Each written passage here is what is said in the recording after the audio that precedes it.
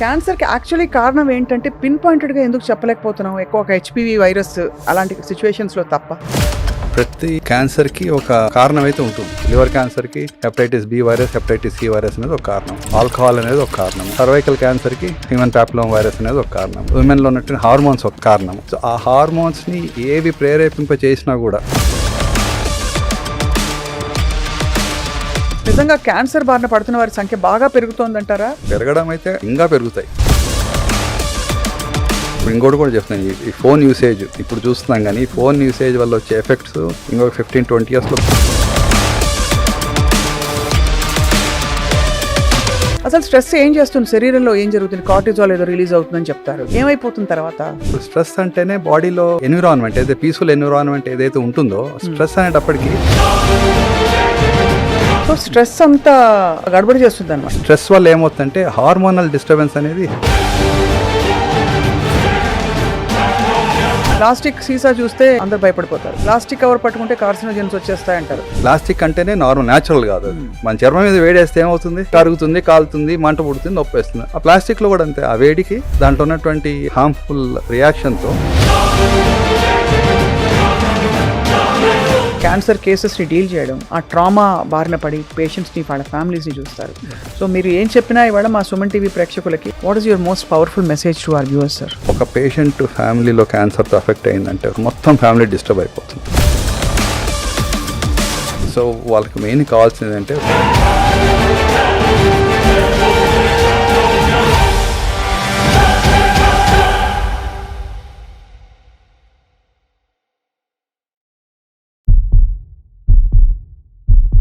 Hello and welcome to Healthy Journey with me Swapna, exclusively on Suman TV.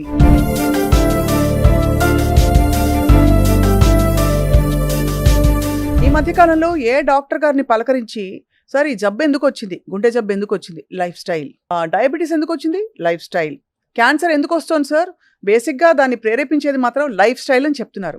మరి ఈ life స్టైల్లో మనం చేసే ఘోరాలు, నేరాలు, పాపాలు ఏమిటి, ఎక్కడ తప్పు, అసలు తప్పటడుగు వేస్తున్నాం? ఎందుకంటే ఒకప్పుడు లేని కాన్సెప్ట్స్ అన్ని కూడా ఇప్పుడు మన మధ్యకు వచ్చేసాయి. ఇన్ఫ్లమేషన్ ఇన్ ద బాడీ అంటున్నాం, ఇంకేదో కార్సినోజెనిక్ పదార్థాలు మన చుట్టూ ఉన్నాయి బోల్డ్ అని. అంటే అంత ర్యాపిడ్గా మనం మారిపోయామా? ఇవన్నీ చెప్పడానికి మనతో పాటు ఒక చాలా అనుభవజ్ఞులైన వైద్యులు, ఒక చాలా ప్రముఖ సర్జన్, అందరికీ సుపరిచితులు, యశోద హాస్పిటల్ నుంచి సర్జికల్ ఆంకాలజిస్ట్ డాక్టర్ శ్రీకాంత్ గారు ఉన్నారు. డాక్టర్ శ్రీకాంత్ గారు వారి సోషల్ మీడియా ద్వారా సుపరిచితులు ఆడియన్సెస్ అందరికీ. ఇవాళ మరిన్ని విషయాలు తెలుసుకునే ప్రయత్నం చేద్దాం. సార్ నమస్కారం. నమస్కారం. Thank you for coming sir. మీరు చాలా బిజీ రోజుని కూడా మా కోసం ఇంత సమయం కేటాయించి వచ్చినందుకు ధన్యవాదాలు.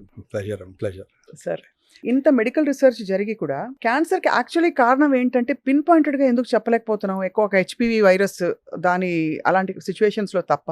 ప్రతి క్యాన్సర్కి ఒక కారణం అయితే ఉంటుందా సార్? ఉంటుంది. అన్ని చాలా మట్టుకు. కొన్ని క్యాన్సర్స్కి మనం చెప్పలేం.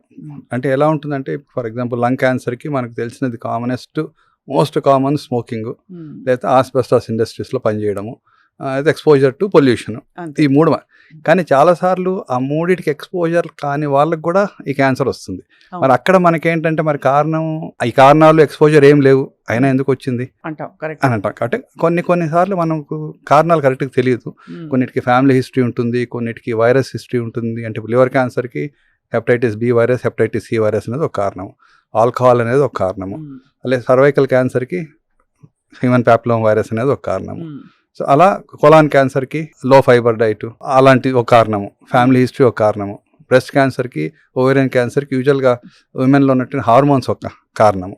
సో ఆ హార్మోన్స్ని ఏవి ప్రేరేపింప చేసినా కూడా, అంటే స్టిమ్యులేట్ చేసి హార్మోన్స్ నార్మల్గా ఉండాల్సిన దానికంటే ఎక్కువ మోతాదులో వెలువడినా, మరి అది అన్ని సంవత్సరాలు వాళ్ళు తట్టుకొని నిలబడాలంటే అది ఓవరీ అయినా సరే, యూటరస్ అయినా సరే, బ్రెస్ట్ అయినా సరే, ఏదో ఒక రోజు డ్యామేజ్ అయ్యే దానికి తోడు స్మోకింగ్, ఆల్కహాల్, అలాంటివి, స్ట్రెస్, ఇవన్నీ కూడా తోడైతే ఇంకొంచెం తొందరగా వస్తుంది. ఈ స్ట్రెస్ ఫ్యాక్టర్ గురించి అందరూ మాట్లాడుతున్నారు సార్. అసలు స్ట్రెస్ ఏం చేస్తుంది? శరీరంలో ఏం జరుగుతుంది? కార్టిజాల్ ఏదో రిలీజ్ అవుతుందని చెప్తారు, ఏమైపోతుంది తర్వాత? ఇప్పుడు స్ట్రెస్ అంటేనే బాడీలో ఉన్నటువంటి ఎన్విరాన్మెంట్ ఏదైతే పీస్ఫుల్ ఎన్విరాన్మెంట్ ఏదైతే ఉంటుందో, స్ట్రెస్ అనేటప్పటికి చాలా రకాలైనటువంటి హార్మోన్స్ రిలీజ్ అవుతాయి. అది అడ్రినల్ నుంచి, కార్టిజాల్ నుంచి, రకరకాల హార్మోన్స్ మనము ప్రశాంతంగా ఉన్నప్పుడు ఉన్నటువంటి హార్మోనల్ బ్యాలెన్స్ మిలియు అంటాం, ఇంటీరియర్ అంటే బ్యాలెన్స్. అది దానికి మనం కోపంగా ఉన్నప్పుడు, స్ట్రెస్లో ఉన్నప్పుడు, డిస్టర్బ్డ్గా ఉన్నప్పుడు ఉన్నటువంటి ఈ హార్మోన్స్ చాలా ఇష్టం వచ్చినట్టు రేస్ అయిపోవడం తగ్గడం జరిగిపోతుంటాయి అన్నమాట. ఇప్పుడు ఈ స్ట్రెస్లో అనేది ఇప్పుడు ఒక్క 5 నిమిషాలు 10 నిమిషాలు వచ్చే స్ట్రెస్ కాదు. ఇప్పుడు మన పని రీత్యా చూస్తే మనకు సాఫ్ట్వేర్ ఇంజనీర్స్కి ఎలా ఉంటుంది, రాత్రి మేలుకొని 6 o'clock జాబ్ మొదలయ్యి పొద్దున్న 3 o'clock వరకు 4 o'clock వరకు మనకు పని చేస్తుంటారు. సో దాంతో ఏమవుతుంది, రాత్రి వెలువడుతున్నటువంటి ఈ మెలటోనిన్ హార్మోన్ అవన్నీ కూడా డిస్టర్బ్ అయిపోతాయి. మెలటోనిన్ అనేది ఏంటది, హ్యాపీ హార్మోన్ అంట మన జనరల్గా, మన రొటీన్గా చెప్పాలంటే. ఆ హార్మోను మంచి నిద్రకు కానీ బాడీలో అన్ని ప్రశాంతతకు కానీ అదొక కారణం. ఇటువంటిది లేట్గా తినడము, లేట్గా పడుకోవడము, లేట్గా టీవీ చూడడం, ఫోన్లు చూడడం అన్నీ కూడా డిస్టర్బ్ చేసేస్తాయి మనకు. ఇప్పుడు ఆ బ్రెయిన్ అనేది స్ట్రెస్ను కొంతవరకు తట్టుకోగలుగుతుంది, కానీ కంటిన్యూస్గా దాన్ని మనము యాక్టివేట్ చేస్తూ పోతే తట్టుకోలేదు. సో ఈ స్ట్రెస్ వల్ల ఏమవుతుందంటే హార్మోనల్ డిస్టర్బెన్స్ అనేది స్టార్ట్ అవుతుంది. హార్మోన్స్ వల్ల ఒక లెవెల్ వరకు ఉంటే, మోతాదులో ఉంటే పర్వాలేదు, మోతాదుని మించినటువంటి హార్మోన్స్ ఎప్పటికీ హానికరమే. సో స్ట్రెస్ అంత గడబడి చేస్తుంది అనమాట. అవును, స్ట్రెస్ చాలా గడబడి చేసేస్తుంది. ఎందుకంటే అన్ని రకాల హార్మోన్స్ మిక్స్ అయిపోయి రిలీజ్ అయిపోతాయి అవి. ఇంకా ఒక్కొక్క హార్మోన్ ఒక ఎఫెక్ట్ ఒక్కొక్క ఆర్గన్ మీద, ఒక్కొక్క దీని మీద ఉంటుంది మెయిన్గా. సో అంటే స్ట్రెస్ అనేది నేను చెప్పేది ఒక దీర్ఘకాలిక stress. I'm talking about the short term stress. దీర్ఘకాలిక స్ట్రెస్ ఇప్పుడు అందరికీ మీరు 30-40 years బ్యాక్ మీరు చూసుకోండి, అంటే మా పేరెంట్స్ పనిచేసే పద్ధతిలో మేము పనిచేసే పద్ధతిలో చాలా తేడా ఉంది. మా పేరెంట్స్ ఇద్దరు డాక్టర్సే. పొద్దున లేవరు, ఓపీ చూసేవారు, ఆపరేషన్ చేసుకుని మధ్యాహ్నం వచ్చి ఒక 2-3 గంటలు పడుకొని మళ్ళీ సాయంత్రం 2-3 hours చేసుకొని తర్వాత ఏదో వాకింగ్కి. ఇప్పుడు మనకు అలా లేదు. పొద్దున్న 9 గంటలకు మొదలు పెడితే మాకు రాత్రి ఒక్కోసారి ఆపరేషన్ 12-1 కూడా అవుతుంది. ఎందుకు సార్ అలా అయిపోయాం అంటే, ఎందుకు మన రెస్ట్ అవసరం లేదు అనుకుంటున్నావా, లేక అంబిషన్ పెరిగిపోయిందా మనుషులు? మీరనే కాదు సార్, మనందరిలో. అంటే అది అంబిషన్ అనుకో, బేసిక్గా ఏమంటారంటే సర్వైవల్ ఫర్ ఎగ్జిస్టెన్స్ అంతే. ఎందుకంటే నువ్వు ఆ పని ఒత్తిడి తట్టుకొని నిలబడలేకపోతే నీ వెనక నలుగురు ఉన్నారు. సో ఆటోమేటిక్ అదేమైతే అది రెస్పాన్సిబిలిటీ అనుకోవచ్చు, లేకపోతే సర్వైవల్ ఫర్ ఎగ్జిస్టెన్స్ అనుకోవచ్చు, లేకపోతే ర్యాట్ రేస్ అనుకోవచ్చు. మీరు తప్పదు, ఇంకా దాంట్లో దిగిపోయాం మనము. అంతే, పక్కగానే వచ్చేయాలి. తట్టుకోవాలంటే ఇంకా చేయాల్సిందే, నిలబడాల్సిందే. నేను రోజుకి ఒకటే ఆపరేషన్ చేస్తాను అంటే నువ్వు కాదు, ఇంకో 4 చేసేవాళ్ళు వస్తారు ముందుకి. సో అది యాక్సెప్ట్ చేసే స్టేజ్లో మనం ఎవరు లేము. ఇప్పుడు తప్పగా నిలబడాల్సి వస్తుంది. సీజర్ స్టాండ్ ఒకటి మన కోసం వచ్చే పేషెంట్లు, ఏ ప్రొఫెషన్లో అయినా సరే, అది లాయర్స్ అయితే క్లయింట్స్, డాక్టర్స్ అయితే పేషెంట్లు వచ్చి వాళ్ళు ఉంటారు. వచ్చిన తర్వాత మనం ఆ రెస్పాన్సిబిలిటీ తీసుకొని వాళ్ళకి ట్రీట్మెంట్ అయితే ఇవ్వాల్సింది ఇప్పుడు. అంతే కదా. సో రోజుకి నాకు 4 పేషెంట్లు వచ్చి సర్జరీకి వచ్చారంటే నేను రోజు 4 కానీ 3 కన్నా చేయాలి మినిమం, చేసుకుంటూ పోవాలి. రేపటికి మళ్ళీ 2-3 వస్తారు, ఎల్లుండికి మళ్ళీ 2-3 వస్తారు. నేను ఒకటే చేస్తానంటే కుదరదు కాదు. సో మన నమ్మకంతో మన దగ్గరికి వచ్చినప్పుడు బాధ్యతగా మనము చేయాల్సిందే. రెండోది మన బాధ్యత అది. రెండోది ఇంక తప్పదు, నిలబడాలి, అక్కడ ఫీల్డ్లో నిలబడాలి, మన పొజిషన్లో నిలబడాలంటే ఇది స్ట్రెస్ తప్పదు. సార్, లైఫ్ స్టైల్లో మీరు గమనించిన అతిపెద్ద తప్పిదాలు ఏంటి ఇప్పుడు మీరు చూస్తున్న జీవితంలో, ప్రపంచంలో చుట్టూ చాలా మందిని? మెయిన్గా ఏంటంటే మనకు ఫుడ్ హ్యాబిట్స్, స్లీపింగ్ హ్యాబిట్స్, ఇవి 2 చాలా కీలకం. ఆ రెండిట్లోనే మెయిన్గా తేడా వస్తుంది. ఫుడ్ హ్యాబిట్స్ అంటే ఏంటి, ఒకటి మన ఇష్టం వచ్చిన టైంకి తినడము, ఇష్టం వచ్చిన మోతాదులో తినడము, ఇష్టం వచ్చిన క్వాంటిటీస్ మనకు ఎక్కడెక్కడో తినడము. ఇంట్లో తినే ఫుడ్కి బయట తినే ఫుడ్కి చాలా తేడా ఉంటుంది. ఇంట్లోనే తినే ఫుడ్ టేస్టీగా ఉండదు కానీ హెల్తీగా ఉంటుంది. బయట తినే ఫుడ్ టేస్టీగా ఉంటుంది కానీ హెల్తీగా ఉండదు. కానీ ఏమవుతుంది, సోషల్ రెస్పాన్సిబిలిటీస్ అనుకోవచ్చు, లేకపోతే ప్రొఫెషనల్, ఇప్పుడు మీటింగ్స్ జరగాలి, ఇంట్లో పెట్టుకోలేం కదా, బయటికి పోయి తినాలి. సో అక్కడ ఏమవుతుందంటే మనం చేయాల్సిందంటే అక్కడ కొంచెం ఆ రెస్ట్రిక్షన్ పెట్టుకోవాలి. ఇంతే తింటాను, తిన్న తర్వాత కూడా కొంచెం వెజిటేబుల్స్ తినాల్సిందే, కర్డ్ తినాల్సిందే, మీట్ తినాల్సిందే, ఫ్రూట్స్ తినాల్సిందే. అలా బ్యాలెన్స్ పెట్టుకొని క్వాంటిటీ కూడా, అది ఆల్కహాల్ కానివ్వండి, ఫుడ్ కానివ్వండి, ఏమైనా సరే ఒక లిమిట్ పెట్టుకొని బ్యాలెన్స్ చేసుకోవాలి. అంతే. అది రెండోది స్లీపింగ్ హ్యాబిట్స్. ఒకరోజు 11 గంటలు పడుకుంటే యావరేజ్గా ఏంటంటే ఏమైనా సరే ఒక 7 to 8 hours మినిమం ఉండాలి. అది ఎప్పుడు నిద్రపోయినా పర్లేదు. యావరేజ్గా మనం జనరల్గా చెప్పేది అంటే 11 o'clock పడుకొని 7 o'clock. ఎందుకంటే బై 12 తర్వాత ఏమవుతుందంటే మనకు ఆ మెలటోనిన్ హార్మోన్ అనేది డిస్టర్బ్ అయిపోతుంది. అది పీక్ వస్తుంది. అప్పుడు ఎప్పుడు వస్తుంది, మనం పడుకొని ఉంటే అది వచ్చింది. మనం మేల్కొని ఫోన్లు చూసుకుంటూ, టీవీలు చూసుకుంటూ, పని చేసుకుంటుంటే అది కూడా రాదు సరిగా, మన దర్దాపుకు రాదు. సో ఆ పీస్ ఆఫ్ మైండ్కి రెస్ట్ కావాల్సిందే, మజిల్స్కి, బాడీకి రెస్ట్ కావాల్సిందే, అన్నిటికీ రెస్ట్ కావాల్సిందే. సో ఈ food habits plus sleeping habits ఇవి మన ఇంపార్టెంట్. ప్లస్ ఎక్సర్సైజ్ ఒకటి. ఎక్సర్సైజ్ అంటే ఇంకా నేను చెప్పేది ఏంటంటే అందరికీ వీలు కాకపోవచ్చు ఎక్సర్సైజ్ అంటే మనం మ్యారథాన్లు పరిగెత్తాల్సిన అవసరం లేదు. ఒక ½ an hour అండి, అది యోగా కావచ్చు, వాకింగ్ కావచ్చు, బ్రిస్క్ మన రన్నింగ్ కావచ్చు, అంటే కొన్ని ఏజ్ 30 years వరకు పరిగెత్తవచ్చు, 50-60 years పరిగెత్తలేం కదా. అవునంతే. వాకింగ్, ట్రెడ్మిల్, ఏదో క్రాస్ ట్రైనర్, సైక్లింగ్ ఏదో ఒకటి చేసుకొని కొంచెం ఏజ్కి తగ్గట్టు మనం ఫిట్నెస్ని కూడా, ఇప్పుడు 60 సంవత్సరాలకి నేను 15 kilometers పరిగెత్తాలంటే వీలు కాదు. ఏజ్కి సరిపోయే విధంగా మనం ఫిట్నెస్ని చేసుకోవాలి. ఎందుకంటే ఎంత యాక్టివ్గా మజిల్స్ ఉంటాయి అంత స్ట్రాంగ్గా బోన్స్ ఉంటాయి. ఎంత యాక్టివ్గా బోన్స్ మజిల్స్ ఉంటాయి అంత యాక్టివ్గా బ్రెయిన్ ఉంటుంది. సో హార్ట్ అయినా సరే ఉంటుంది. సో అలా ఈ 3 చాలా కీలకం మనకు. Diet modulation, exercise, sleep. Sir ఈ 3 డిస్టర్బ్ అయ్యి దానివల్లే క్యాన్సర్ వచ్చింది, క్యాన్సర్ లాంటి ఒక కండిషన్ వచ్చింది వాళ్ళకి అని అనడానికి మనకి ఏమైనా స్టడీస్ ఉన్నాయా? అంటే లైఫ్ స్టైల్ వల్ల, బికాస్ మీరు అన్నారు స్మోకింగ్ లేకపోతే డైరెక్ట్ అంటే హెచ్పివి ట్రాన్స్మిషన్ అవన్నీ వాటికి డైరెక్ట్ ఇంటర్వ్యూస్ ఉన్నాయి. బట్ లైఫ్ స్టైల్ వల్ల డిస్టర్బ్ అయ్యి వాళ్ళకి క్యాన్సర్ వచ్చింది అనే కేస్ స్టడీస్ మనకు బయటపడ్డాయా? అంటే ఇప్పుడు లైఫ్ స్టైల్ అంటే లైఫ్ స్టైల్ ఆల్టరేషన్ ఏంటి? స్మోకింగ్ అనేది లైఫ్ స్టైల్ ఆల్టరేషన్, అది లైఫ్ స్టైల్లో భాగం కాదు, భాగం కాదు. రైట్. చాలా మంది ఇప్పుడు వచ్చి చెప్తుంటారు, ఇప్పుడు వచ్చిన తర్వాత డాక్టర్ గారు నేను స్మోక్ చేయను, తాగను, బయట ఫుడ్ ఎక్కువ తినను అయినా వస్తుంది. ఎందుకు వస్తుందంటే మరి ఇమ్యూనిటీ. ఇప్పుడు మన బాడీ ఇప్పుడు ఏమవుతుంది, కొంతమంది స్మోక్ చేస్తూనే ఉంటారు, క్యాన్సర్లు రావు. అది వాళ్ళ ఏమంటారు, వాళ్ళ జెనెటిక్ మేకప్లో పేరెంట్స్ నుంచి వాళ్ళకు భగవంతుడు ఇచ్చినట్టు బ్లెస్సింగ్ అది. అంతే కదా. అది సో కొంతమందికి ఆ ఇమ్యూనిటీ ఉంటుంది, కొంతమందికి ఆ ఇమ్యూనిటీ ఉండదు. సో ఆ ఇమ్యూనిటీ కూడా చాలా ఇంపార్టెంట్ బాడీలో. ఎందుకంటే ఎప్పుడైతే బాడీలో ఇమ్యూన్ సిస్టమ్ స్ట్రాంగ్ ఉంటుందో అప్పుడు ఏ చిన్న మార్పులు అంటే అబ్నార్మల్ సెల్స్ వచ్చినా కూడా బాడీలో ఉన్నటువంటి ఆ ఇమ్యూన్ డిఫెన్స్ సిస్టమ్ ఏదైతే ఉంటుందో వెంటనే దాన్ని రికగ్నైజ్ చేస్తుంది. అంటే ఇమ్యూన్ సిస్టమ్కి ఏంటి, నార్మల్ సెల్స్ ఏంటని తెలుసు. నార్మల్ సెల్స్ ఉన్నప్పుడు గమనం ఉంటుంది ఇమ్యూన్ సిస్టమ్. అబ్నార్మల్ సెల్స్, అది బ్యాక్టీరియా కావచ్చు, క్యాన్సర్ సెల్ కావచ్చు, ఏమైనా కావచ్చు, ఒకసారి అది ఉందంటే దానికి సిగ్నల్ వచ్చేస్తుంది, వెంటనే యాక్టివేట్ అయ్యి దాన్ని చంపేస్తుంది.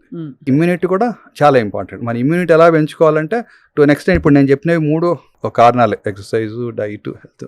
ఇంకా అది కాకుండా మనం ఎక్సర్సైజ్లో భాగంగా మనకు ఏమైనా సరే యోగా కావచ్చు, ప్రాణాయామం కావచ్చు, ఏమైనా సరే, బికాస్ ఆక్సిజనేషన్ అనేది బాడీకి కూడా చాలా ఇంపార్టెంట్. ఆక్సిజనేషన్ అది చాలా ఇంపార్టెంట్. ఎందుకంటే సార్ క్యాన్సర్ లో కూడా ఈ ఆల్టర్నేటివ్ థెరపీస్ అని చెప్పి హైపర్బారిక్ ఆక్సిజన్ అది ఇస్తున్నారు. అవి నిజంగా పనిచేస్తారు సార్? ఏం చేస్తున్నారు బాడీలో? అది ఒకప్పుడు ఇచ్చేవాళ్ళం హైపర్బారిక్ ఆక్సిజన్, ఎస్పెషల్లీ రేడియేషన్ కి రియాక్షన్ వచ్చిన వాళ్ళకు హైపర్బారిక్ ఆక్సిజన్ ఇస్తే, అంటే రేడియేటెడ్ టిష్యూస్ లో ఆక్సిజన్ తక్కువ ఉంటుంది, వచ్చి దానివల్ల కొంచెం కాంప్లికేషన్స్ వచ్చేవి. అంటే బోన్ నెక్రోసిస్ కావడము, స్కిన్లో అల్సర్స్ రావడం వచ్చేవి. సో అప్పుడు మా హైపర్బారిక్ ఆక్సిజన్ చేంబర్లోకి తీసుకెళ్ళి పెట్టేవాళ్ళం. ఇప్పుడు అది కొంచెం అబ్సలీట్ అయిపోయింది ఇప్పుడు దాన్ని వాడడం. ఎందుకంటే ఈ రేడియేషన్ పద్ధతిలో చాలా అడ్వాన్సెస్ వచ్చేసాయి. సో అంత డ్యామేజ్ అయ్యేటటువంటి రేడియేషన్ ట్రీట్మెంట్ ఇప్పుడు లేవు, ఒకప్పుడు ఉండేవి. అందుకే సో ఇప్పుడు అది కనుమరుగైపోయింది, వాడడం లేదు. అది ఒక పెద్ద ప్రాసెస్. అది ఆ ఛాంబర్లోకి తీసుకెళ్ళాలి, దాన్ని ప్రిపేర్ చేయాలి, దాన్ని ఇవన్నీ ఉంటాయన్నమాట. ఆ క్లాస్ట్రోఫోబియాని తట్టుకోవాలి పేషెంట్లు. ఆక్సిజన్ ఏంటి, ప్రతి సెల్లో ఇంజన్, సెల్లో హార్ట్ ఏంటి, ఇంజన్ మైటోకాండ్రియా పనిచేయాలంటే ఏం కావాలి, ఆక్సిజన్ బాగుండాలి. అవును. సో మనకు ఆక్సిజనేషన్ బాగుండాలంటే ఏం కావాలి, మన బ్రీత్ తీసుకునేది, మన ఎన్విరాన్మెంట్ ఫస్ట్ బాగుండాలి. అవును. రెండోది మనం శ్వాస తీసుకునేటటువంటి ప్రక్రియ కూడా బాగుండాలి, స్ట్రాంగ్ ఉండాలి. కరెక్ట్. అంతే కదా సార్. ప్లస్ లంగ్స్ హెల్తీగా ఉండాలి. ఇప్పుడు ఉన్నటువంటి పొల్యూషన్లో లంగ్స్ హెల్తీగా ఉండే అవకాశాలు తక్కువ. ఇప్పుడు మనం ఎయిర్ క్వాలిటీ ఇండెక్స్ అంటున్నాము, ఢిల్లీలో చూసుకుంటే అది చాలా డేంజరస్ లెవెల్లో ఉన్నాయి అంటున్నారు. అంటే 371, 381. అంటే అది జనరల్గా లివబుల్ కండిషన్స్కి అనుగుణం కాదు అది. అవును. కానీ అక్కడ బోల్డ్ మంది పాపులేషన్ అలాగే పడి బతుకుతున్నారు. తప్పదు. ఇంకా డెఫినెట్లీ ఇప్పుడు ఈ రోజు కాకుండా ఇంకా 10, 20 సంవత్సరాలు, 30 సంవత్సరాలకి ఇవన్నీ ఈ ఎఫెక్ట్స్ అన్ని బయటపడతాయి. సో వాళ్ళ ఇమ్యూనిటీని వాళ్ళు మరింత పెంచుకోవాలి. సో ఇప్పుడు ఎయిర్ క్వాలిటీ ఇండెక్స్ బాగాలేనప్పుడు ఎక్కడి నుంచి ఆక్సిజన్ వస్తుంది? ఒక పక్క చెట్లు లేవు, ఒక పక్క మనం ఊరి బయట వెళ్ళి అంటే పల్లెటూరు వాతావరణం లాంటికి వెళ్ళాలంటే కష్టం. ఇప్పుడు సెంట్రల్ ఢిల్లీలో పనిచేసే వాళ్ళు ఇక్కడ నుంచి ఆఫీస్కి వెళ్ళాలంటేనే అర్ధగంట పెట్టమని గంట పడుతుంది. నోయిడా దాటి వాళ్ళు వెళ్ళి వీకెండ్ వెళ్ళాలంటే కష్టం. కాబట్టి ఇంకోటి అంటే చెట్లు, మనకి నిజంగా చెప్పాలంటే మనకు దాని యొక్క ఇంపార్టెన్స్ తెలియదు, కానీ ట్రీస్ అనేవి మనకు చాలా బ్లెస్సింగ్. మనం అటువంటిగా ఎంత పొల్యూషన్ ఉన్నాయి, ట్రీస్ ఏం చేస్తాయి, ఆ పొల్యూషన్ అంతా ట్రీస్ తీసుకొని రాత్రి ఆక్సిజన్ వదులుతాయి మనకు. సో మనం దాన్ని ఇప్పుడు లక్కీగా ఏదో కొంచెం అవేర్నెస్ వచ్చింది. సంతోష్ గారు కొంతమంది గ్రీన్ ప్రోగ్రామ్ని కొంచెం ప్రాపగేట్ చేసి డెఫినెట్గా స్టార్ట్ చేశారు programme. So it was very good objective and very good initiative for Telangana. Definitely I think తెలంగాణలో స్టార్ట్ అయిన ఆ ఉద్యమం ప్రతి ఒక్కరు అడాప్ట్ చేసుకుంటున్నారు. ఇప్పుడు చెట్ల ప్రాధాన్యత బాగా తెలిసిపోయింది. మనకు బర్త్డే గిఫ్ట్ ఇంతకుముందు స్వీట్లు ఇచ్చేప్పుడు చాలా మంది చెట్లు ఇస్తున్నారు.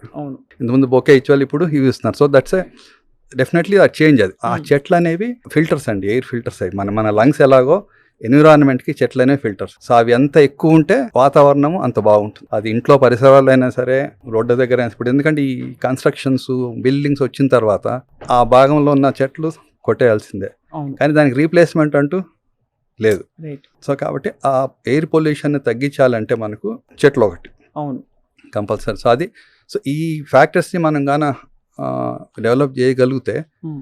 కొంతవరకు బెనిఫిట్ ఉంటుంది. కొంచెం quality of life and living పెరుగుతుంది. డెఫినెట్గా. మనం మామూలుగా ఫిజికల్ యాక్టివిటీ మీద ఇంత స్ట్రెస్ ఉంది కదా సార్. అవును.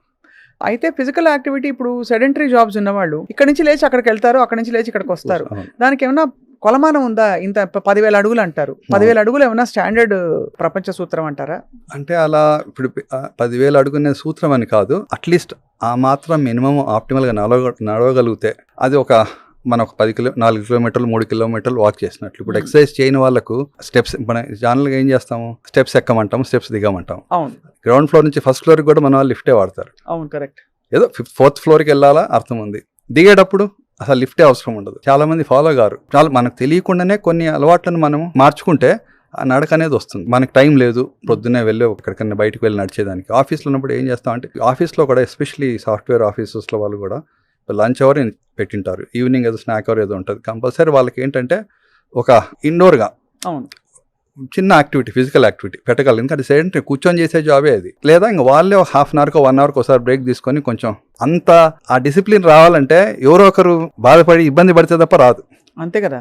డ్యామేజ్ అయిన తర్వాత చాలా మంది రియలైజ్ అవుతారు, Hmm. డ్యామేజ్ కాకముందు రియలైజ్ అయ్యే వాళ్ళు కొంతమంది. Hmm. ఇప్పుడు మన ఈ ప్రయత్నం అంతా ఏంటంటే ఎక్కువ కూర్చొని పని చేయొద్దండి, పని చేయండి, మధ్యలో బ్రేక్ తీసుకొని ఒక 10 నిమిషాలు నడవండి. Right. అది నడవడం అంటే కింద రోడ్డు మీదకి వెళ్ళి నడవాల్సిన అవసరం లేదు. ఆఫీస్లోనే కారిడార్స్ ఉంటాయి కదా, అవును కారిడార్స్లో కూడా నడవచ్చు, ఫోన్ మాట్లాడుకుంటూ నడవచ్చు, కూర్చొనే మాట్లాడాల్సిన అవసరం. సో మనం ఆ మైండ్ సెట్లో మనం ఆ డిసిప్లిన్ పెట్టుకొని అవకాశం వచ్చిన దగ్గర అని వాడుకోవాలి. మనం ఆ ఫిజికల్ యాక్టివిటీ మాత్రం మస్ట్ ఇప్పుడు ఇవాళ రోజుల్లో. కంపల్సరీ. రైట్. అది లేకుంటే తిన్నది అరగదు, మనకు ఆ ఆక్సిజనేషన్ అనేది రాదు. క్యాలరీస్ బర్న్ కావాలంటే ఏం చేయాలి, కొంతమంది మనం ఇప్పుడు లోపలికి పోయేది కాదు కదా, ఇన్కమింగ్ అవుట్ గోయింగ్ రెండు ఉండాలి. ఆ రెండు బ్యాలెన్స్ అయినప్పుడు డిసిప్లిన్.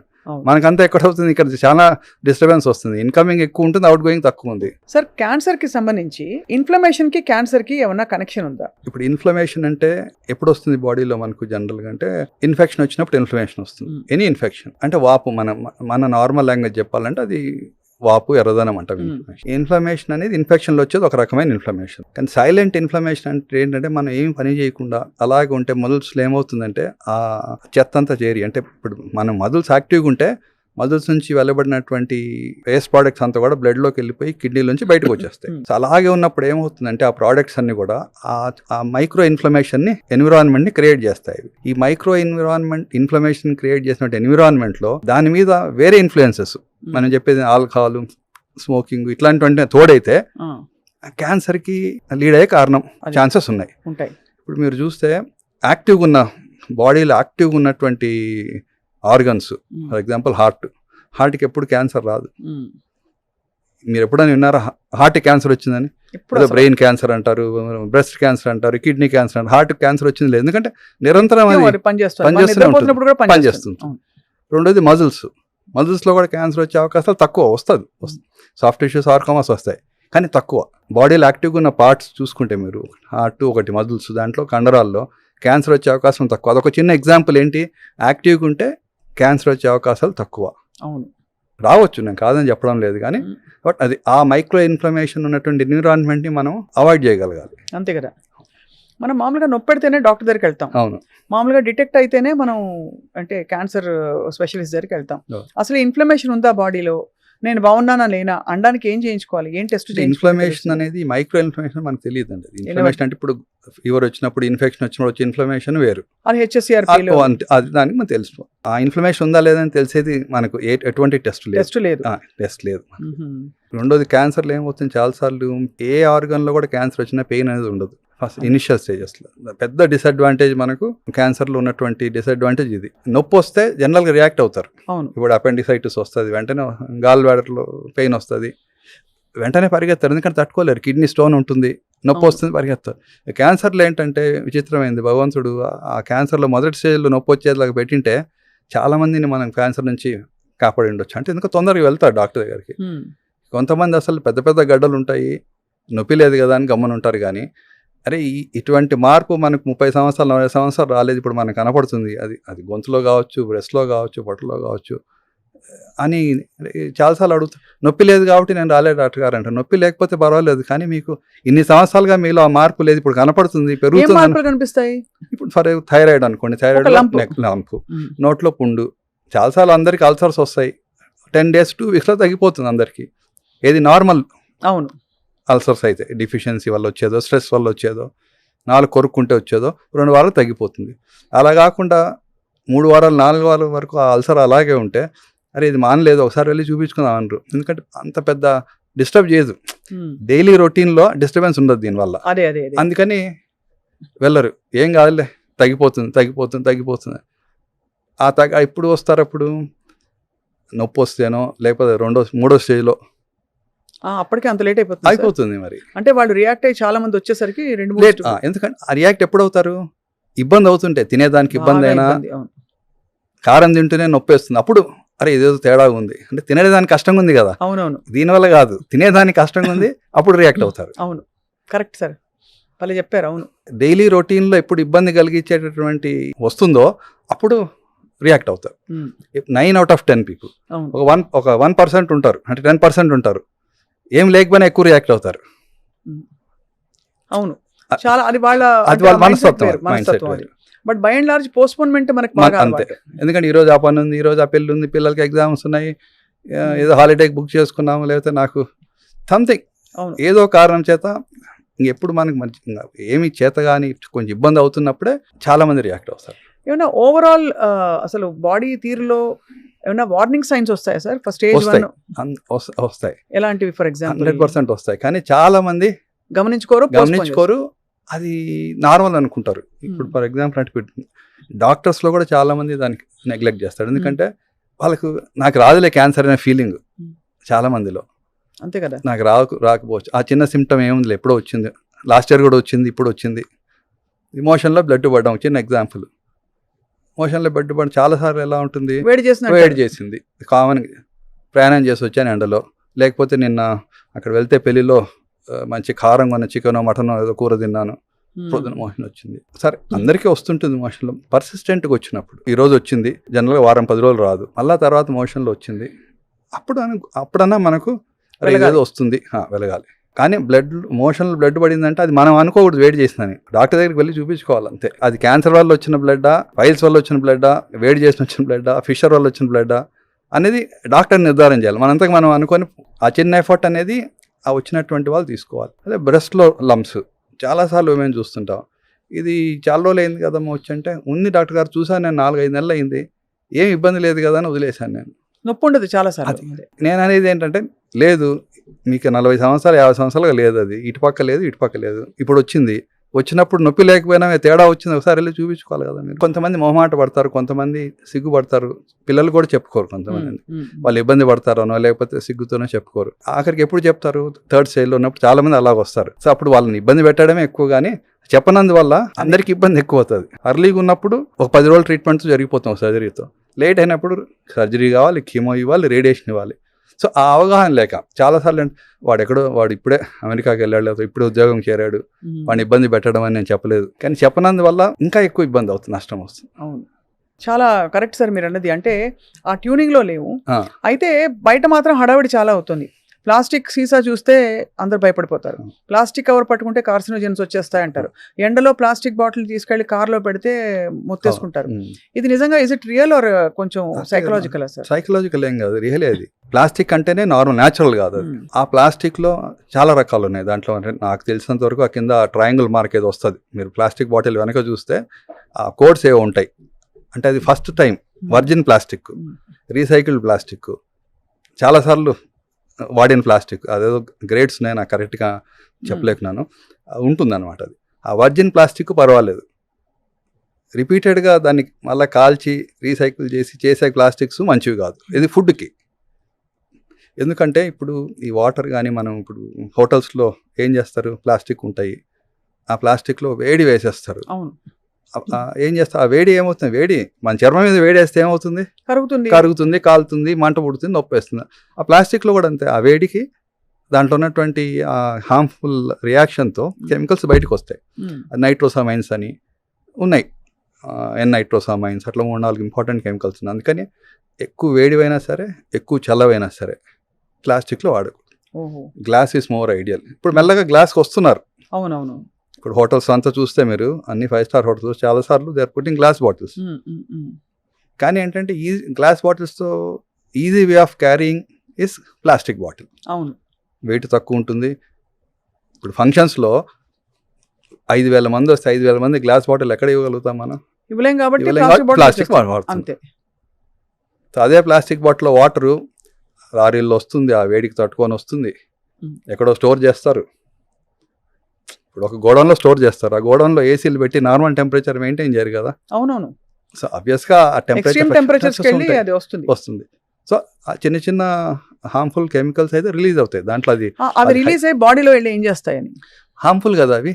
ఇప్పుడు పెస్టిసైడ్స్ ఉన్నాయి, స్ప్రే చేస్తాం. పెస్టిసైడ్స్ ఏంటి, ఆ మొక్కల మీద, చెట్ల మీద, వెజిటేబుల్స్ దాని మీద ఉన్నటువంటి పురుగులను క్రిములు చంపేటటువంటి కెమికల్ అది. అవును, వాటిని చంపేస్తుంది, మనకు హాని చేస్తుంది. లోపల వెళ్ళి ఎక్కడ పార్క్ అవుతుంది, అది లంగ్స్లో, ఇంటెస్టైన్లో, లివర్లో.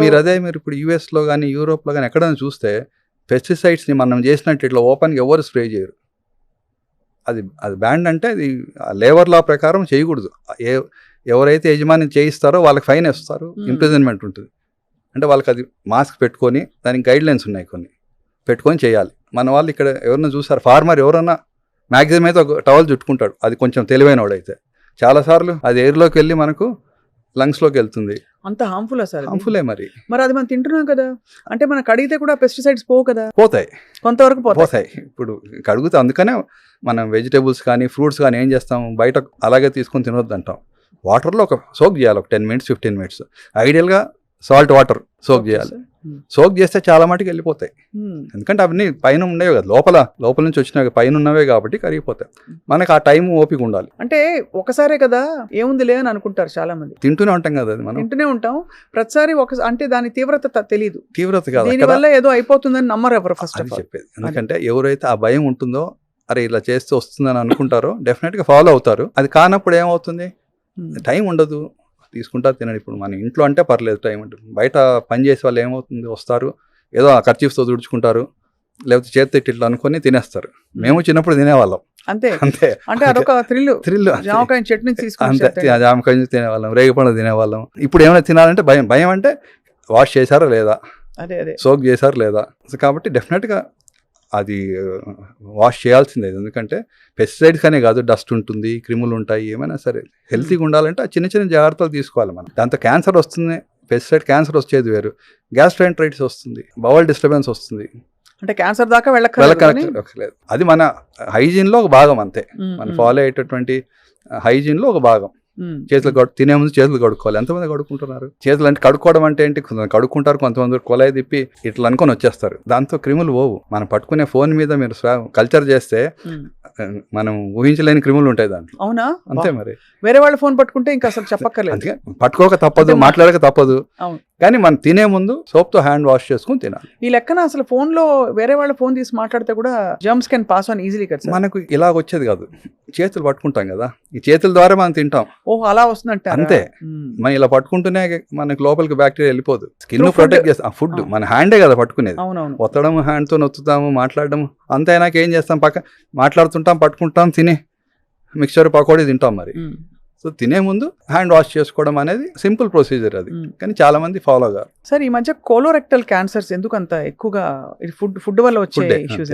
చాలా మటుకు ఈ కోలోరెక్టల్ క్యాన్సర్స్ అనేవి దానికి కారణం మెయిన్ గా ఫుడ్డే. ఫుడ్ అంటే ఏంటి, మనం ఫైబర్ తక్కువ ఉన్నటువంటి ఫుడ్ తీసుకోవడం. ఫైబర్ తక్కువ ఉన్నటువంటి ఫుడ్ అంటే వెజిటేబుల్స్ తక్కువ తీసుకోవడం, ఫ్రూట్స్ తక్కువ తీసుకోవడం, ప్రాసెస్డ్ ఫుడ్, ఈ బర్గర్లు, బ్రెడ్లు, తర్వాత నాన్ వెజ్ తీసుకోవడం. సో జనరల్గా మన నాన్ వెజ్ తినే వాళ్ళకి నేను చెప్పేది ఏంటంటే, నాన్ వెజ్ ఒక 50 grams నాన్ వెజ్ తింటే ఒక 50 grams వెజిటేబుల్ తినాలి. తర్వాత పెరుగు తినాల్సిందే. పెరుగు అనేది కల్చరే పోయింది అసలు. ప్రోబయోటిక్ అసలు దానివల్ల వచ్చే మేలు ఇప్పుడు ఎవరు పిల్లలు కూడా తినడం లేదు. పెరుగు అంటేనే అవును సో గట్ హెల్త్ అనేది కూడా చాలా ఇంపార్టెంట్. అది హార్మ్ఫుల్ మైక్రోబ్స్ని పక్కన పెట్టి హెల్తీ మైక్రోబ్స్ లోపల ఉంటే జీర్ణాశయం జీర్ణకోశం అంతా పని మెరుగ్గా ఉంటుంది. సో ఏది అబ్జర్వ్ చేయాలో అది చేసుకుంటుంది, ఏది బయటకు పంపించాలో అది పంపించేస్తుంది. మనం బ్యాక్టీరియా సరిగా లేకుంటే లోపల మనం తిన్నది అలాగే బయటకు వచ్చేస్తుంది, ఏం అబ్జర్వ్ అవుతుంది. కాబట్టి ఆ ఫైబర్ తక్కువ ఉన్న డైట్ తీసుకోవడం వల్ల వచ్చేటువంటి క్యాన్సర్ కారణం కోలరెక్టల్ క్యాన్సర్లో మెయిన్ బాగా. ఫ్యామిలీ హిస్టరీ కూడా ఒకటి. ఫ్యామిలీ హిస్టరీ ఉన్న వాళ్ళు ఒక జనరేషన్ 2 జనరేషన్లో కోలరెక్టల్ క్యాన్సర్ ఉంటే 3వ జనరేషన్ వచ్చే అవకాశం ఎక్కువ. సో ఫ్యామిలీ హిస్టరీ కూడా ఒక కారణం. ఫుడ్ కలర్స్ అండ్ అడిటివ్స్ వల్ల కూడా ఎందుకంటే ఫుడ్ కలర్ అన్ని మీరు పిల్లల చిప్స్ ప్యాకెట్ లో చూస్తే చెయ్యి కూడా ఆరెంజ్ అయిపోతుంది. అంత కొన్ని మీరు ఇప్పుడు చికెన్ 65 అవన్నిట్లో తీసుకుంటే రెడ్ కలర్ వచ్చేస్తుంది, ఎల్లో కలర్ వస్తుంది. కొన్నింట్లో మనకి చేతికి వేళ్ళలో గోరలో కూడా వచ్చేస్తుంది. అవి చేయకుండా కూడా చాలా మంది ఫాలో అవుతున్నారు కొన్ని రెస్టారెంట్స్ హోటల్స్ లో. కానీ ఏంటంటే అది ప్లీజింగ్ ఉంటుంది, ఆ కలర్ అనేది ఐస్ కి ప్లీజింగ్ ఉంటుంది. టేస్ట్ ఎలా ఉన్నా కూడా చూస్తూనే తినాలనిపిస్తుంది, ఆకర్షణ కోసం ఆ కలర్ వేస్తారు. ఇక్కడ కలర్స్ ఫుడ్ గ్రేడ్ కలర్స్ ఉన్నాయి, అవి వాడచ్చు. కానీ అది కొంచెం ఎక్స్పెన్సివ్ ఉంటాయి. అందరూ చిన్న రెస్టారెంట్స్లో ఇప్పుడు మనం బయట చూస్తే రోడ్లలో ఆ ఎర్రగా చికెన్ మటన్ అట్లా వేలాడి తీసింటారు. చూసే వాళ్ళకి బాగుంది ఇది అని చెప్పి కొనేస్తారు. ఆ క్వాలిటీ అంటే FDA రికమెండ్ చేసినటువంటి కలర్స్ కాదు, ఫుడ్ గ్రేడ్ కలర్స్ కాదు. ఫుడ్ గ్రేడ్ కలర్స్ వాడచ్చు కొంచెం. అవును, అవి కాకుండా వేరే కలర్స్ హార్మ్ఫుల్. కానీ వాళ్ళు ఎక్కడి నుంచి తెస్తున్నారో మనకు అసలు తెలుసుకునే అవకాశం ఉండదు. ముఖ్యంగా ఇప్పుడు when we order food from home, అసలు రెస్టారెంట్లో ఇప్పుడు రెస్టారెంట్కి వెళ్ళి తింటే అట్లీస్ట్ ఆ వాతావరణం కొంచెం ఒక అంచనాకు రావచ్చు. ఒక బటన్ తో క్లిక్ చేసి ఫుడ్ మనకి ప్రత్యక్షం అవుతుంది. అందులో ఏం వేశారు, హైజీనిక్ గా చేశారా లేదా, ఏమి తెలుసుకునే అవకాశం. నిన్న ఫ్రీజ్ చేసిన ఫుడ్డా మొన్న ఫ్రీజ్ చేసిన ఫుడ్డా తెలియదు మనకు. అయినా మాత్రం మన లైఫ్ స్టైల్లో ఎక్కడ అసలు దూసుకెళ్ళిపోతున్నారు మన వాళ్ళు. ఎందుకంటే టైం లేదు అక్కడ. ఈజీ, అది లేజీ మెథడ్. అవును, ఇప్పుడు ఇంతకుముందు రెస్టారెంట్కి వెళ్ళాలంటే అదొక ప్రిపరేషన్ ఉండేది, ఎల్లుండి వెళ్తే. ఇప్పుడు అలా కాదు, నాకు ఈరోజు లేస్తున్న తలనొప్పిగా ఉంది తినాలని తెప్పించుకుందాం వచ్చేస్తుంది. ఆ స్విగ్గీలు జొమాటోలు లేనప్పుడు ఏం చేసేవాళ్ళు, పోనీ 4 రకాల కూరలు చేసుకోకపోయినా ఒక రకమైన కూర చేసుకొని ఇంట్లో తినేవాళ్ళం. అవును. ఇప్పుడు ఏమైంది, లేకపోతే అది బాగున్నా కూడా బిజినెస్ కోసమని కంపెనీలు కూడా అలా మనుషుల్ని అలవాటు చేశాయి. అసలు ఎంత కామన్ అయిపోయింది. ఇప్పుడు ఒక స్పెషల్ ఒకేషన్ కి బయటకు వెళ్ళేవాళ్ళు ఎప్పుడైనా, ఏదో బర్త్డేనో లేకపోతే ఇంట్లో ఏదో. ఇప్పుడు ఎవ్రీడేస్ అకేషన్ అంతే. ఇంట్లో గొడవబడిన అకేషన్ అది, ఇంట్లో గెస్ట్లు వచ్చిన అకేషనే, ఓపిక లేకపోయిన అకేషనే. అన్నీ బాగున్నా కూడా, హెల్తీగా ఉన్నా కూడా, సినిమా చూస్తున్నా కూడా ఇప్పుడు చేసే ఓపిక లేదులే తెప్పించుకుందాం. అదే మనకి సెలబ్రేషన్కి ఒక కేర్ ఆఫ్ ఇదేంటంటే ఫుడ్ ఆర్డర్ చేయడం. కానీ సార్, మీ అపారమైన ఎక్స్పీరియన్స్లో ఇప్పుడు నిజంగా క్యాన్సర్ బారిన పడుతున్న వారి సంఖ్య బాగా పెరుగుతోందంటారా? బికాస్ టెక్నాలజీ, మెడికల్ టెక్నాలజీ, మంచి ఎక్స్పర్టీస్ బాగా వచ్చేసింది ఇప్పుడు మనకి మెడికల్ ఫీల్డ్లో. అయినా కూడా మనకి క్యాన్సర్ కేసెస్ బాగా పెరుగుతున్నాయి. So would you agree that అసలు క్యాన్సర్ కేసులు అంత ర్యాపిడ్గా పెరుగుతున్నాయి అంటారా? డెఫినెట్గా పెరుగుతున్నాయి. పెరగడం అయితే డౌట్, అది ఇంకా పెరుగుతాయి. ఇప్పుడు ఇంకోటి కూడా చెప్తున్నాను, ఈ ఫోన్ యూసేజ్ ఇప్పుడు చూస్తున్నాం. కానీ ఈ ఫోన్ యూసేజ్ వల్ల వచ్చే ఎఫెక్ట్స్ ఇంకొక 15-20 ఇయర్స్లో బయటపడతాయి. ఎలాంటి ఎఫెక్ట్స్ వస్తాయి సార్? మన అవేంటి, ఫోన్లో నుంచి వచ్చే రేడియేషన్ ఏంటి, వేవ్సే అవి. వైర్ ఉన్న ఫోన్ వాడేదానికి, వైర్లెస్ ఫోన్ వాడేదానికి శాటిలైట్ నుంచి ట్రాన్స్ఫార్మర్ దానికి రావాలి, అక్కడ నుంచి మన ఫోన్కి రావాలి. ఇవన్నీ కూడా అన్సీన్, కళ్ళ కనపడవు కానీ అవి వేవ్సే అవి హార్మ్ఫుల్లే. మనం 1 నిమిషం మాట్లాడేదానికి, అర్ధగంట మాట్లాడేదానికి కంటిన్యూస్గా. సో ఆ వేవ్స్ అనేవి డెఫినెట్గా న్యూరలాజికల్గా డిస్టర్బెన్సెస్, న్యూరలాజికల్గా ట్యూమర్స్ వచ్చే అవకాశాలు ఎక్కువ అని నేను. ఇప్పుడు స్టడీస్ అయితే లేవు కానీ సంభవం నేనైతే, ఎందుకంటే మీరు 10 నిమిషాలు మాట్లాడిన తర్వాత ఫోన్ తీసేస్తే వేడిగా ఉంటుంది ఇక్కడ. అవును, మరి ఆ హీట్ ఎక్కడి నుంచి వచ్చింది? అమ్మో, మొబైల్ నుంచి జనరేట్ అయింది కదా అది. అంత కంటిన్యూస్గా ఆ డివైస్ ఆన్ చేసి ఉంది అని అంటే ఆ వేవ్స్ కంటిన్యూస్గా అది పికప్ చేసుకుంటుంది అక్కడ నుంచి, మళ్ళీ ఇక్కడ నుంచి పంపిస్తుంది. మరి హీట్ ఎక్కుతుంది కదా. ఇప్పుడు కార్ రన్నింగ్లో ఉంటే ఇంజన్ హాట్ అవుతుంది, కార్ రన్నింగ్లో లేకుంటే కూల్గా ఉంటుంది. మరి ఇది మరి ఆ వేడంతా ఎక్కడ ట్రాన్స్మిట్ అవుతుంది? దీని తర్వాత ఉండేది స్కిన్, బోను, తర్వాత బ్రెయినే. అది ట్రాన్స్మిట్ అయ్యి లోపల సెల్స్ని డ్యామేజ్ చేస్తుంది. హీట్ ఎక్కడున్నా కూడా డ్యామేజ్. మీరు చర్మం మీద రోజు 30 degrees 40 degrees వేడి నీళ్ళు పెడుతుంటే వారం రోజులు అయితే అక్కడ ఒక నల్లగా అయిపోతుంది అది. అవును, కాబట్టి ఇది కూడా అంతే. సో అదొక 10-15-20 ఇయర్స్లో డెఫినెట్గా నాకు తెలిసి అనుకుంటున్నాను నేను. అంటే నేను ఉండదని చెప్పడం లేదు, just a caution for everybody. దాన్ని చాలాసార్లు ఏం చెప్తాం మనం, వైర్ పెట్టుకున్న ఇయర్ ఫోన్స్ వాడమంటాం, స్పీకర్లో పెట్టుకొని మాట్లాడమంటాం. That's more safer. What about airports sir? AirPods కూడా మళ్ళీ అంతే కదా, మళ్ళీ ఫోన్ నుంచి డివైస్ నుంచి అక్కడికి వెళ్ళాల్సింది కదా. డ్రైవింగ్ లో తప్పదు, ఆ తరంగాల నుంచి వచ్చే రేడియేషన్ వీలున్నప్పుడు స్పీకర్లో పెట్టుకొని మాట్లాడవచ్చు. సరే, అందరూ చుట్టుపక్కల ఉన్నప్పుడు మాట్లాడినప్పుడు పెట్టుకోవచ్చు, ఎవరు లేనప్పుడు ఇంపార్టెంట్ విషయాలు కానప్పుడు స్పీకర్లో పెట్టుకొని మాట్లాడవచ్చు. ఇయర్ ఫోన్స్, ఏది వైర్డ్ ఇయర్ ఫోన్స్. ఎంతసేపు sir if you have to advise మీ పిల్లలకి మీరు ఇంట్లో చెప్పాలంటే ఇంతసేపు కంటే ఫోన్లో మాట్లాడద్దు అంటే చెప్తే వింటారని నేను అనుకోను, బట్ అడ్వైస్ అయితే ఇస్తుంటాం. సాధ్యమైనంత వరకు 5 minutes కంటే ఎక్కువ 5 minutesకే మీరు చూస్తే నా అబ్జర్వేషన్ అది, మీరు తీసి ఇక్కడ ఫోన్ పెట్టుకుంటే హీట్ తెలిసిపోతుంది బాడీలో. So the longer you talk, అంటే ఎంతసేపు మీరు మాట్లాడితే అంత హీట్ ఎక్కుతుంది. ఈ మధ్య సార్ వాష్రూమ్స్ కూడా ఫోన్ తీసుకొని వెళ్ళిపోతున్నారు. ఇంతకుముందు సిగరెట్ తాగితేనే మోషన్ వచ్చేది అనేవాళ్ళు, ఇప్పుడు ఫోన్ తీసుకెళ్తే గానీ మాకు అది ట్రిగర్ అవ్వట్లేదు, అది అరిచిటు అలవాటు చేసుకున్నాము. అది లేనప్పుడు కూడా నార్మల్గా వెళ్ళేవాళ్ళం కదా. అవునవును, అది కరెక్టే సార్, ఆ పిల్లలు చెప్పేది అది చాలా, అంటే బట్ ఒక డేంజరస్ జోన్లోకి వెళ్ళిపోయాం. ఎందుకు సార్ ఈ లాస్ట్ 15 years లో చాలా మారిపోయింది కదా లైఫ్. ఈ గ్యాడ్జెట్స్ అంతే. పిల్లలకు లక్కీగా మేము ఉన్నప్పుడు ఈ ఫోన్స్ అవి లేవు కాబట్టి మేము బతికిపోయాం అనుకుంటున్నాము. ఆ వయసులో మనకు ఈ ఫోన్స్ ఉండింటే డెఫినెట్ గా అది ఆ ఏజ్ లో పిల్లలకు అదొక వ్యాపకమే అది. ఎందుకంటే ఏవేవో వస్తుంటాయి రకరకాల చాటింగ్, ఇప్పుడు ఆ likes, dislikes, interesting, uninteresting things, వాళ్ళకి అవన్నీ everything is interesting for them on a gadget. Right. ఒకసారి వాళ్ళు ఒక ఉద్యోగంలోకి వచ్చి పనిలోకి వచ్చిన తర్వాత కొన్ని గంటలు ఆపేస్తారు కానీ, బట్ స్టిల్ సో అది డిసిప్లిన్ అనేది మనలో ఉండాలి.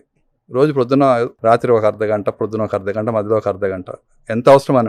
మనం చూస్తే సోషల్ మీడియాలో మీరు చూస్తుంటే 24 గంటలు చూస్తుండొచ్చు. ఫేస్బుక్ చూడొచ్చు, ఏవో ఉన్నాయి, ట్విట్టర్లో చూడొచ్చు, వాట్సాప్లో చూడొచ్చు. ఇంకా చూస్తే అనవసరమైన చెత్త అంతా, మనకి ఎంత అవసరమో అంత చూడాలని మనం నియంత్రించుకోవాలి. చాలా అడిక్టివ్ సార్, అడిక్టివ్నే మనం అంతే. నేను ఒక అర్ధగంట ఏవి చూడాలి.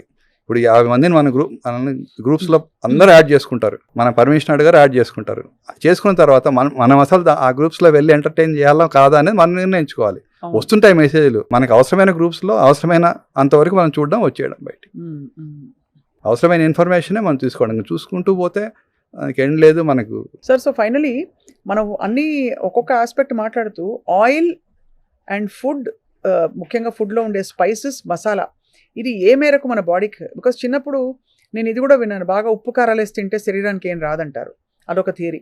ఇప్పుడు అసలు స్పైసీ ఫుడ్ తగ్గించండి, బాగా సాల్ట్ లెవెల్స్ తగ్గించండి, ఆయిల్ అయితే అసలు ఉండనివ్వకూడదు, మొత్తం ఒక మనిషికి 1/2 kilo ఫర్ మంత్ అంటారు. ఒక్క పూట కూర చేస్తే 1/2 kilo అయిపోతుంది కూర. అదే అక్కడే నిర్ణయించుకోవాలి. అంటే జనరల్ థంబ్ రూల్ ఏంటంటే ఫ్యామిలీ 4 ఉంటే 4 liters of oil per month. మీరు ఇంకా చాలా జనరస్ గా చెప్పారు, 4 liters for oil per month. కానీ ఇప్పుడు మనం ఒకసారి ఇంట్లో గారెలు వేసుకుంటే ఏమవుతుంది, 1 liter అయిపోతుంది. నాకు తెలియదు ఎంత వేస్తారని, లీటర్ అయిపోతుంది. మనం వేసుకునే దగ్గర కొంచెం రెడ్యూస్ చేసుకోవాలి. ఇంకా ఊరగాయల్లో తప్పదు, వాళ్ళు ఆయిల్ వేస్తారు, ఎందుకంటే అది చెడిపోకుండానో ఏదో కారణాలు చెప్తారు. కానీ బట్ మనం రోజు చేసుకునే ఫుడ్లో మాత్రము తగ్గించుకొని వేసుకోవచ్చు మనం. అందుకని గ్రిల్డ్ ఫుడ్స్ హెల్తీ. గ్రిల్డ్ ఏమిటో ఆయిల్ ఉండదు. బట్ గ్రిల్డ్ ఫుడ్స్ లో చార్డ్ ఇది ఉంటుంది కదా, చార్ చేయకూడదు. మనం అది కబాబ్స్ చార్ చేసేది కోల్ మీద, తందూరి చికెన్ అది చేస్తారు. గ్రిల్ అంటే ఏంటి, మనకు దాంట్లో పెట్టి స్టీమ్తో కానీ హీట్తో కానీ చేసేది అది. సో అది సేమ్, ఎందుకంటే ఆయిల్ వాడరు దాంట్లో. అలా చార్డ్ ఫుడ్స్ డేంజరస్. మళ్ళీ ఇది అప్పుడప్పుడు తినొచ్చు, కబాబ్స్ కానీ ఇంకా రోజు అది తినేది కష్టం. బికాస్ ఆ బొగ్గులతో కాలినటువంటి నల్లగా ఉన్నది డెడ్ టిష్యూనే, అది దాంట్లో కూడా కార్సినోజన్స్ ఉంటాయి. సో అవి కూడా డ్యామేజ్ చేస్తుంది. ఆయిల్ కూడా repeated usage of oil, trans fats, yes మనం వాడతాము. ఏం చేయాలా, నెలకు 10,000 ఇచ్చాడు ఆయన, 10,000లోనే గడపాల సంసారం. ఆయిల్ని పడేయలేం కదా. అదే ఆయిల్ని మళ్ళీ ఈరోజు వాడిన ఆయిల్ని మళ్ళీ రేపు ఇంకో దాంట్లో, అది అయిన తర్వాత మళ్ళీ పెనంలోంచి తీసి గిన్నెలో పెట్టుకొని మళ్ళీ దాన్ని చపాతీలో వాడుకోవాలి. సో ఆ వర్జిన్ ఆయిల్ అనేది అది తప్పదు, కొన్ని కారణాల వల్ల వాడుతుంటారు కానీ అది హెల్తీ కాదు. ఇవన్నీ ఎక్కడ జరుగుతాయి, మేము ఇంట్లో కూడా జరుగుతున్నాయి, బయట జరిగేవి ఇంకా డేంజరస్. స్ట్రీట్ ఫుడ్లో ఇంత పెద్ద బేసిన్లో పునుగులు, పకోడాలు అన్నీ వేస్తుంటారు. కొంతసేపు అయినాక ఏమవుతుంది, ఆయిల్ నిండా ఉన్న 3/4 ఉన్న ఆయిల్ తగ్గుతుంది. ఏం చేస్తారు, దాంట్లో ఆయిల్ వేస్తారు. కింద ఉన్న ఆయిల్ అయితే అది వేడై సో ఎన్ని కార్సినోజన్స్ దాంట్లో ఉంటాయి. సో అది కరెక్ట్ కాదు. And over period of time మన శరీరంలో ఇమ్యూనిటీ తగ్గి ఆ వాతావరణం అనుకూలంగా ఉన్నప్పుడు క్యాన్సర్ దెబ్బ కొట్టేస్తుంది, అంతే కదా సార్. ఇమ్యూనిటీ ఎంతున్నా ఇమ్యూనిటీకి మించి మోతాదులో డ్యామేజ్ జరుగుతుంటే ఏమవుతుంది, అంతే కదా. ఇమ్యూనిటీ ఒకరికి ఏ గ్రేడ్ ఇమ్యూనిటీ, ఒకరికి బి గ్రేడ్ ఇమ్యూనిటీ, ఒకరికి సి గ్రేడ్ ఇమ్యూనిటీ. కానీ ఇమ్యూనిటీకి మించిన మోతాదులో మనం కార్సినోజన్స్ని, డ్యామేజ్ అయ్యే పదార్థాన్ని పీల్చడము, తినడము చేసుకుంటే ఏదో ఒక రోజు.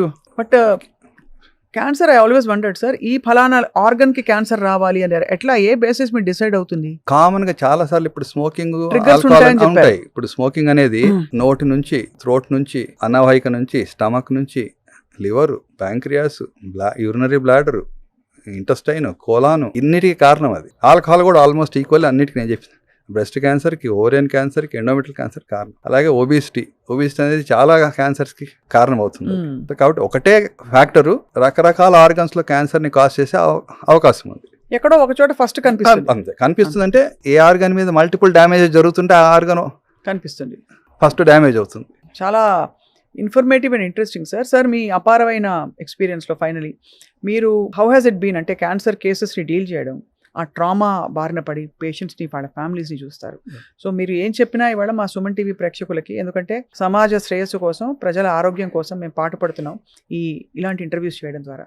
What is your most powerful message to our viewers sir? ఇప్పుడు క్యాన్సర్ వచ్చిన పేషెంట్స్కి బేసిక్ మనం చెప్తున్నారు కాబట్టి, అంటే నేను ఆల్మోస్ట్ ఇప్పుడు 25 years నుంచి ఇదే దీంట్లో ఉంటున్నానండి. ఒక పేషెంట్ ఫ్యామిలీలో క్యాన్సర్తో అఫెక్ట్ అయిందంటే మొత్తం ఫ్యామిలీ డిస్టర్బ్ అయిపోతుంది. చాలా ఎమోషనల్గా చాలా డిస్టర్బ్ అయిపోతారు. సో వాళ్ళకి మెయిన్ కావాల్సింది అంటే ఫ్యామిలీ సపోర్ట్ చాలా ఇంపార్టెంట్. మనకు దాన్ని ఎదుర్కోవాలంటే ఫ్యామిలీ సపోర్ట్ అనేది చాలా ఇంపార్టెంట్. అది ఫ్రెండ్స్ కావచ్చు, ఫ్యామిలీ కావచ్చు, రిలేటివ్స్ కావచ్చు. ఒంటరిగా పోరాడేది చాలా కష్టం. అదే ఒక మంచి సపోర్ట్ ఉందనుకోండి, డెఫినెట్గా పోరాడి బయటికి రావచ్చు. అంటే ఆ పాజిటివిటీ పెరుగుతుంది మనకు. ఇప్పుడు మనతో పాటు 4 ఉన్నారంటే ముందుకు వెళ్ళడము, ధైర్యంగా వెళ్తాం. మనం ఒక్కరే వెళ్ళాలంటే వెళ్ళే వాళ్ళు కూడా ఉన్నారు, నేను చూశాను, వాళ్ళని కూడా చూశాను. ఒకరే పోరాడి బాగా కూడా ఉన్నారు. కానీ అంత మైండ్ సెట్, అంత మెంటల్ టఫ్నెస్ ఉండాలంటే అంత ఈజీ కాదు. సో మా పేషెంట్స్ చాలా మంది వచ్చి మా దగ్గర, అంటే మేము కూడా కనెక్ట్ అవుతాం కదా కొంచెం. ఇట్స్ జర్నీ ఆఫ్ 6 months యూజువల్గా డ్యూరేషన్లో. ఎక్కడో కనెక్ట్ అవుతారు, కొంతమంది ఓపెన్ అవుతారు, ఇంట్లో బాధలు ఇబ్బందులు చెప్తూ ఉంటారు. సోషల్ సపోర్ట్ కాకపోయినా మన ఫ్యామిలీ సపోర్ట్, ఫ్రెండ్ సపోర్ట్ అని చాలా ఇంపార్టెంట్. ఫ్రెండ్స్ కూడా ఏం చేస్తారండి, ఒక రోజు వస్తారు, 2 రోజులు వస్తారు, ఎవరి పనిలో వాళ్ళు ఉంటారు. సో ఫ్యామిలీ సపోర్ట్ అనేది చాలా ఇంపార్టెంట్. ఎప్పుడైతే ఫ్యామిలీ సపోర్ట్ స్ట్రాంగ్ ఉంటుందో ఈ వ్యాధిని ఫేస్ చేసే అవకాశం చాలా. సో ఆ ఫ్యామిలీలో కూడా ఏమవుతుందంటే అర్థం చేసుకోవాలి. అందుకనే మనకు WHO వరల్డ్ క్యాన్సర్ డే రోజు ఒక 2 years ఒక థీమ్ పెట్టారు. ఏమని, ఆ ఫ్యామిలీ సపోర్ట్, అంటే సపోర్ట్ ఎంత ఇంపార్టెంట్ అని. ఫ్యామిలీనే కాదు, ప్రతి ఒక్కరు వాళ్ళ రోల్ ప్లే చేయాలి. రైట్.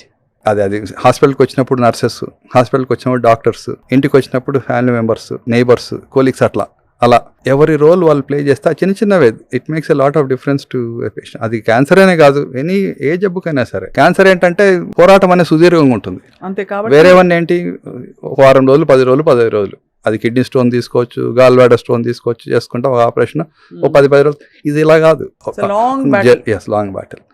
అండ్ చాలా సవాళ్ళు వస్తుంటాయి. 2 అడుగులు ముందుకెళ్తే 1 అడుగు వెనక్కి పడుతుంది చాలా సందర్భాల్లో. అది ఆరోగ్యపరంగా కావచ్చు, ఆర్థిక పరంగా కావచ్చు, తర్వాత సపోర్ట్ పరంగా కావచ్చు.